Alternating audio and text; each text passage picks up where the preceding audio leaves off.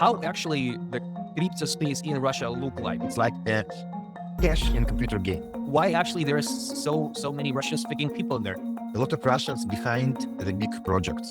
What is the public opinion about that? All the crypto topics was a little bit mystic. Left the job and trade meme coins. There are not such kind of like a freedom in Russia. The most popular crypto messenger is Telegram, Stable coin for Russian ruble being organized. I believe in this bright future with freedom of money.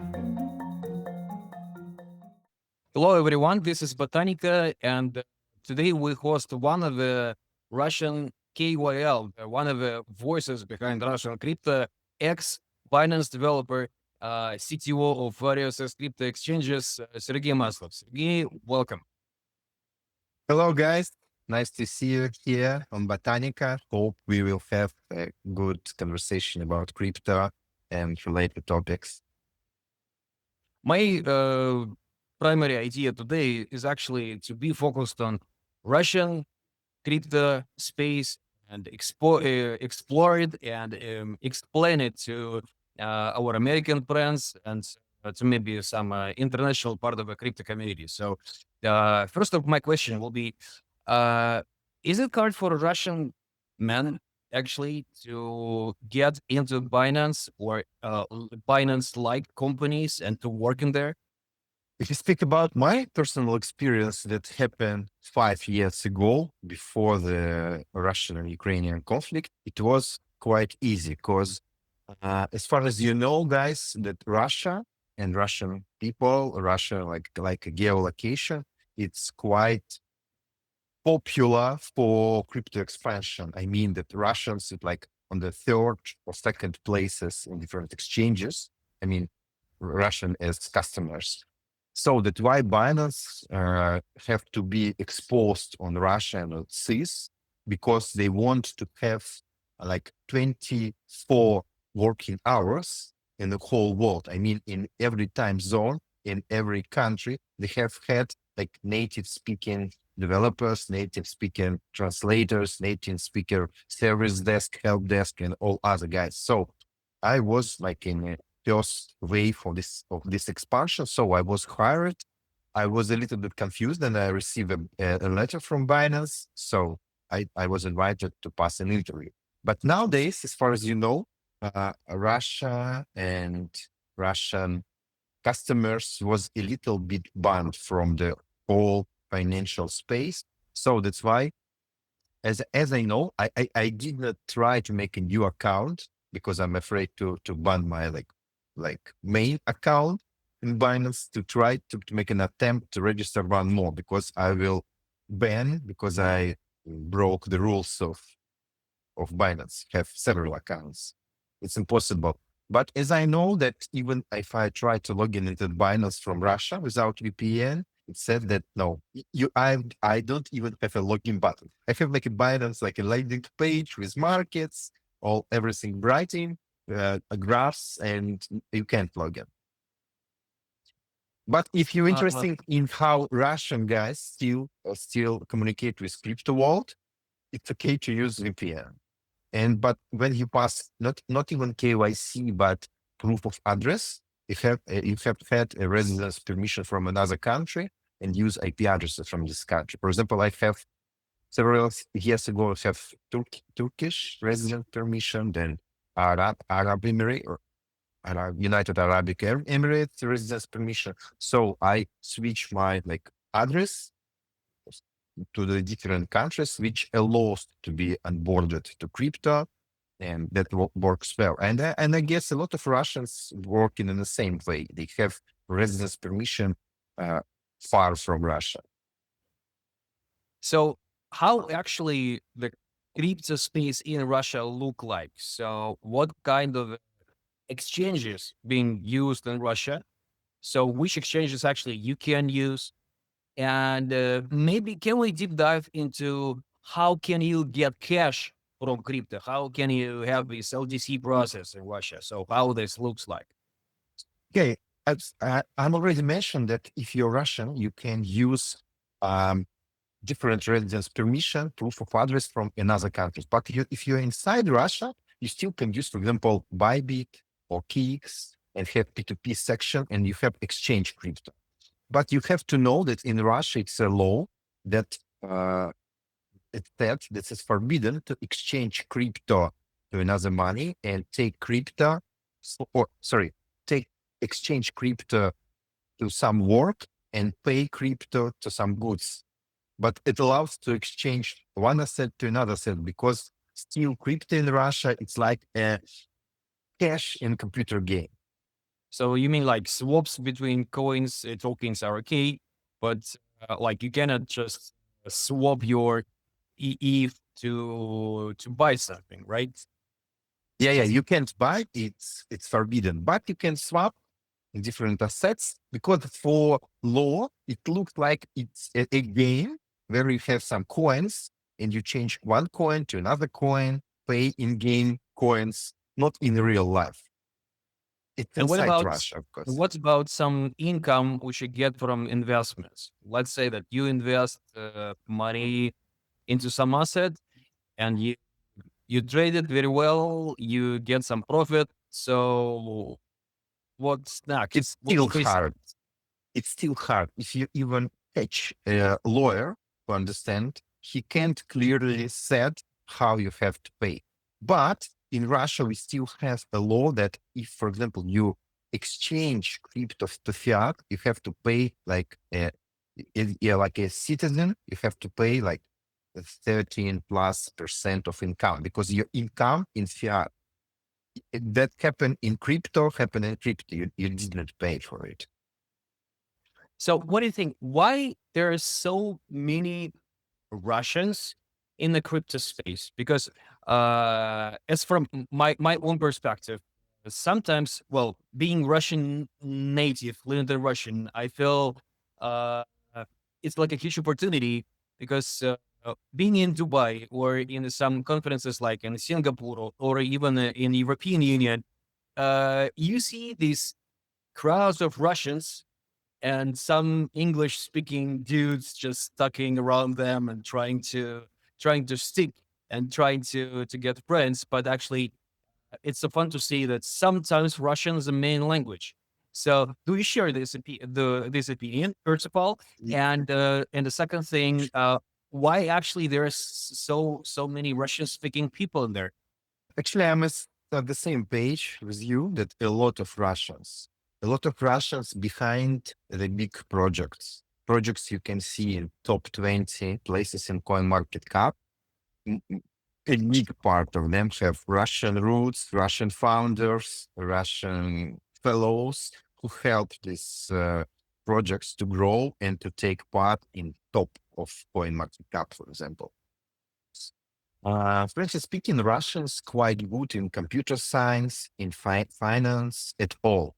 We build good banking applications which looked really amazing. For example, I speaking about Tinkoff Bank, even Sberbank, Alpha. They have amazing super applications which allows not only to pay but book tickets, do a lot of things inside one application, which originally was connected just for payments to manage your like credit cards. But now you can do everything in one application. When I see such application in Turkey, in Dubai, it looks like 10 years ago. It's really outdated, a little bit outdated. Russians can build good finance. That's why Russians deeply involved in the crypto space. That's why you see a lot of them. Let's talk about scams. So, crypto, let's say 2017, 2018, these years, there were a lot of scams and there were a lot of Russian speaking founders behind these scams. So, let's say, what is red flags right now, which you can see from Russian crypto space perspective? So, which you have to, to be aware of. Okay. Actually, the crypto, it's already an investment opportunity and something connected with money and something connected with ludomania or like casino to play and earn a lot, risk a lot and earn a lot. That's why very specific people came into the crypto, they which wants a big gains on one side. On other side, a lot of people you call them scammers who understand this opportunity that people came with big risk, with money. They're going to to win more, and they uh, mm, give them an offers, and almost that this offers looks like Ponzi schemes, where newcomers pay for old comers. There is the referral system, which allows you to invite your friends and earn more with them. And a lot of scams happen because on both sides you have people. One wants to earn a lot, another one wants to earn this money. That's why it's happening in crypto. In crypto, it's about investments, and it's a tricky. And red flags for me in the crypto when you can't understand, you can't measure, you can't check. In crypto, it's a mantra called do your own research. You can't make a research and find where your income came from. And if you can do it, and you see very big opportunity to earn like 100% annual APR, annual income, it looks really strange because in real world, if we're speaking about stable coins like dollar, United States dollar, it's near 4, 5, 6% per year. If you see something that 10 times more, it really look like a scam. But for most people who came in crypto, which have really big opportunity to earn, they put their own money here and go trying to win something big. And it's almost cases it's happened with a scam because they lose their money at all. About a year ago, maybe it's been 2 years already, PayPal and Revolut, they started this, they listed a Bitcoin and Bitcoin-like assets. So is it possible in Russia to somehow manage your crypto portfolio legally? It's really strange question about where, first of all, you manage is just look and have ability to transfer. It's manage. You look and swap, Well, for I mean, example. like buy some assets with Russian rubles for a Russian bank or some any kind of a digital bank account. Officially, we don't have banks or exchanges where you can buy Bitcoin. But just 1 week ago, our main exchange called Moscow Exchange, it's very big Russian exchange, which was actually banned from United States dollar, for example, they uh, make opportunity for people to buy an index on Bitcoin, which really connects this index connected with a Bitcoin price. So you can not even manage as a Bitcoin to send it as a Bitcoin, to withdraw your Bitcoins, transfer Bitcoins. You can buy deep and sell high if you want just speculate Bitcoin. But officially, you can't buy Bitcoin. It's not allowed. What is a public narrative for crypto community and crypto individuals? Let's say, can you say to random, I don't know, girl in the street, oh, I do crypto, I trade crypto, or I work in some crypto company. So how common is that? So will they consider you to be some sort of scammer, or will it be like, oh, you work with crypto? So how, what is the public opinion about that? Know that, for example, I came into the crypto 8 years ago, and all the crypto topics was a little bit mystic. But nowadays, all as I see, when I having discussion with some random people in Russia, if you said that you're crypto related, it looks like you are a scammer. And they even can't imagine how many narratives are inside the crypto. for example, quite popular Russian narrative to be a miner. It's a Bitcoin miners who build really big data centers with distinctive electric station, power supply station, I mean, where they have like direct um, offers from government, how they buy big amount of electricity, how they sell their Bitcoins officially, they pay taxes officially, and it's like a big business for big guys, not for individuals. And another part of crypto to be a developer in crypto space, you allow to connect crypto with real world assets, with fiat money to build specific channels. Uh, it's not a scam. It's like a job for IT guys to be a backend developer, front-end developer, to develop mobile applications, to provide quality assurance, DevOps services, and so on. So it's not a scammers. Another big narrative which connected with crypto, it's everything about meme coins. But it's like a casino, this meme coins, like a game. And it's a big narrative. A lot of people I saw came into crypto trying to catch some rare meme coin, buy it deep, sell high, and to receive a life change opportunity that they can left their job and trade meme coins. It's like it's one of the narratives in Russia. Let's say, can you buy something for crypto in Russia? Can you buy a flat? Can you buy an apartment? Can you buy a car? Or No, how can you it's not be- allowed.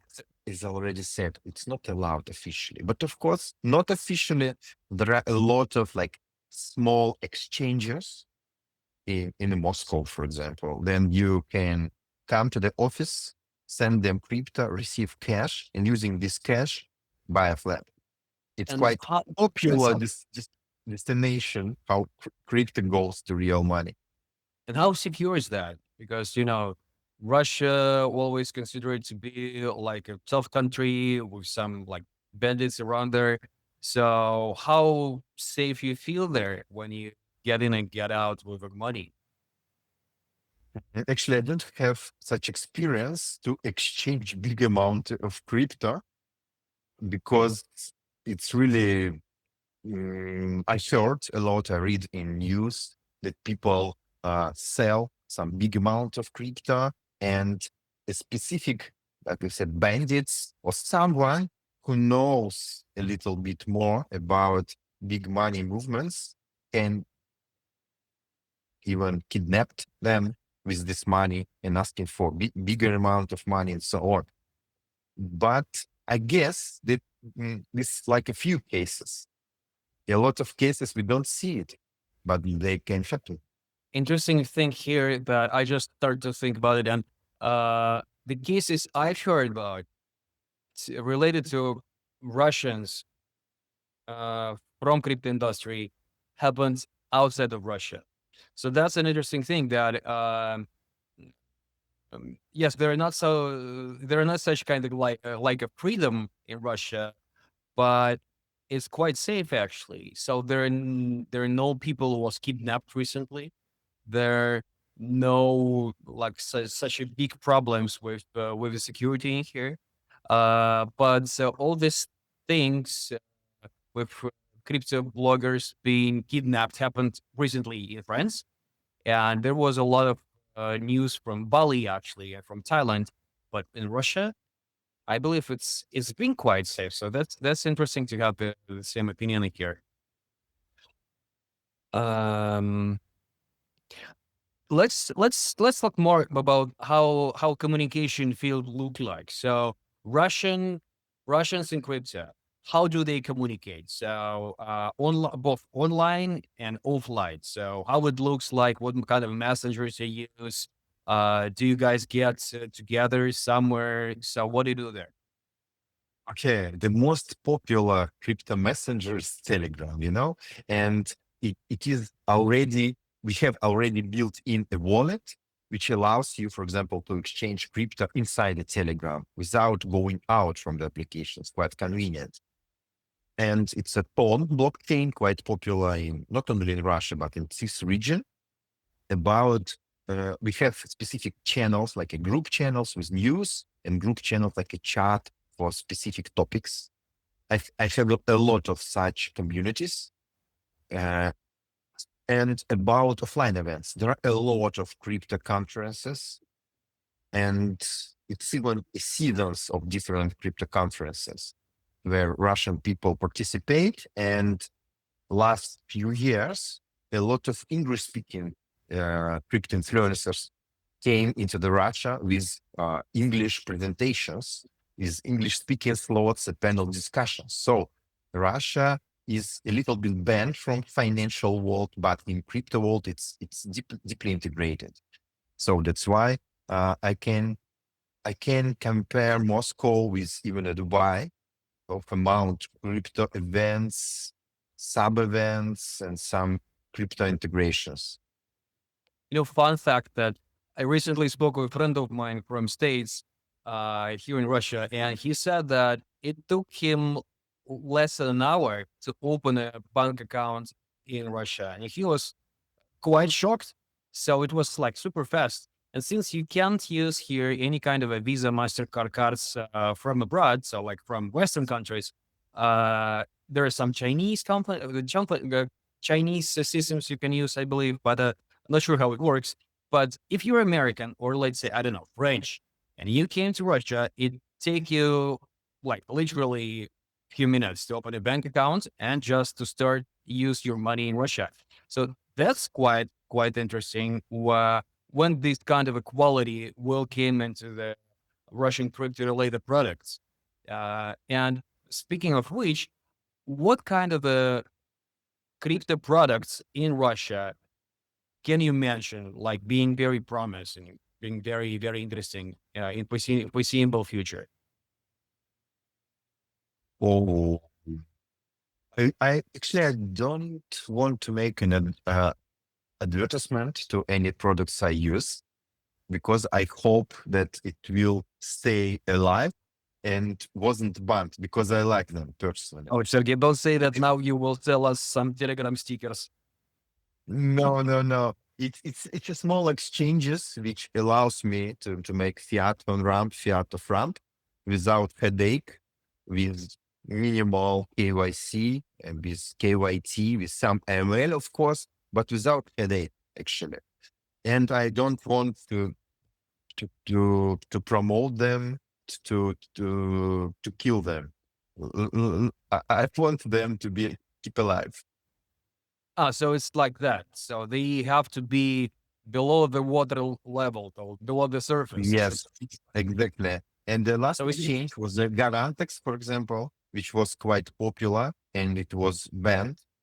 I wrote it in several articles in my blog how it was banned. The Tether blocked near $20 million or at 100 of wallets connected related to this crypto exchange. So when something Russian became popular during these sanctions, it can be killed.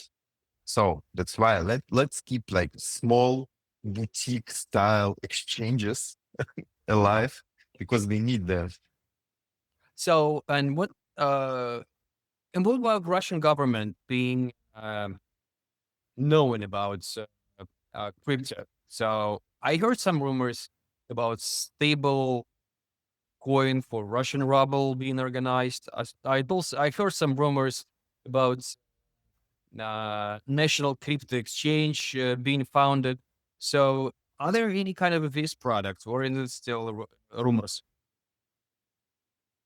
Uh, I not even heard a lot. I a little bit participate in an investigation about Russian ruble, because it's not a first Russian ruble, and it's not a Russian ruble connected with government. If we're speaking about A7, A5, it's a wrapper over the Russian ruble, which compete with other stable coins, and it looked interesting for me. I make an investigation being quite far from them, but I can see blockchain transaction, I can see volumes and so on. It's quite interesting. and emission is controlled by Kyrgyzstan, and it's far from Russia, and it can't be banned because it's under the Kyrgyzstan regulation. And I like this narrative because if something became big and connected with Russia, it can be easily banned, and this ban can happen not only with like a technology, but the people who contribute this project. That's why a little bit tricky about the national crypto exchange in Russia. If it appears, can be banned because sanctions in all the financial world. But I see, I guess that this exchange appears after the sanction was reduced amount of sanction will happen. We will see big projects. We will see Russian ruble stable coin, which compete USDT, compete United States dollar. I quite bullish about Russia and crypto technologies in Russia. Speaking about sanctions, so how actually you feel it inside of Russia, and how crypto related to the sanctions, and do people buy more crypto, or do people use crypto for some reason because of the sanctions? So how it works in there? Yeah, as I already said, for example, 8 years ago, crypto was like something mystic, really mystic. Even 8 years ago, VPN was a technology for hackers. But under the sanction, it was evolving. Nowadays, even my mom has like 5 or 7 VPN services, which can be banned a lot, but she can try find some VPN service which works, and it's not for hackers. The same happened with crypto. If like 10, 8 years ago, it was really early adopters, really geeks, hackers. But nowadays, crypto became a money transferring tool, and a lot of people understand how to buy crypto using P2P services. P2P, I mean that you send fiat money to your friend, and your friend give you crypto, and vice versa. You use some like friend groups where you exchange crypto and back. And crypto became a broad transferring tool because people earn money in Russia and live and work, for example, abroad. They transfer Russian ruble to and then crypto exchange to dirhams in Dubai or lari in Georgia, and vice versa. Now crypto became people became more convenient with crypto, and crypto allows to mm, reduce the sanctions impact to the financial system of Russia. So what are your predictions for next 3 to 5 years, globally and specifically for Russia about crypto? I see two possible ways.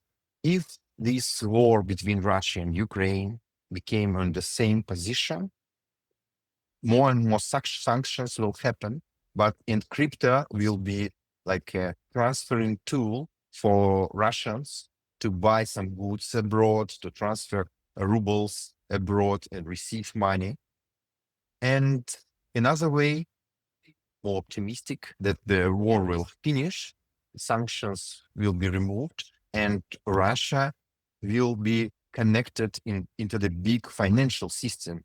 I mean, we will have the same rules how to manage crypto assets. I mean, customer crypto assets, how they pay fees, and it will be like kind of international systems how to measure it.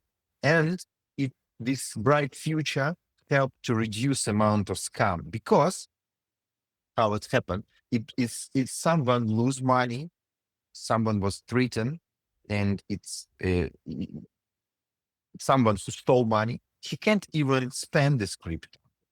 It will be really hard to him because everything on crypto space will be properly tracked and marked as a scam, and money will be returned.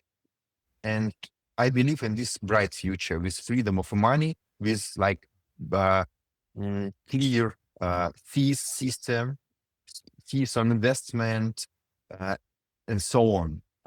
I believe in this. So, Sergey, you've been in space and crypto space for a while. Can you probably share a story? Either one of them was like particularly inspiring or discouraging. Story about crypto? Yeah, like the thing that's like inspire you, or you feel like, okay, that's something. That's something. Okay. I have a story actually connected with Botanica chat, where one of our clients, customers, or community member said that he had an issue with some crypto projects where he invested USDT on some staking mechanics and have to earn a lot. And he sent screenshots, and I tried to help him in our community. It happened a few years ago. Maybe you can remember it, or it doesn't matter. So I tried to investigate. I asked for transaction, like for initial transaction where he staked something, and tried to check the blockchain sequence where he money goes, what the stake mechanics, how the site looks like. The site really looks like deposits in a bank with big gains. But what happened under the hood?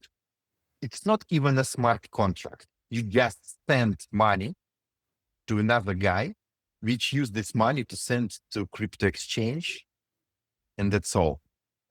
No staking mechanics. It's just UI. It looks like a bank. And when you press send money, like stake, it's not even a stake. It's just you send money to this guy, and you became a victim.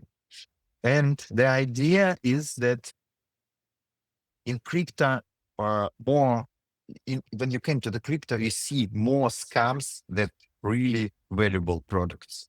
And you have not only invest money, you have to make your own investigation, to read a lot, to investigate a lot, to understand a lot in crypto, to receive really real gains.